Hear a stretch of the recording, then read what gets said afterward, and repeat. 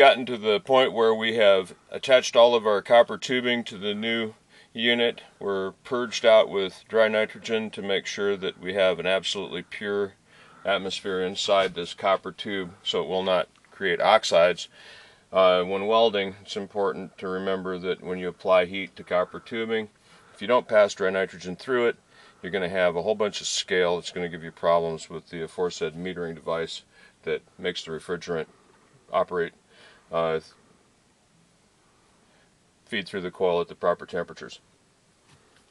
You can cut that out when we go and do that. At any rate, we're going to weld this in. Keep your fire extinguisher handy, and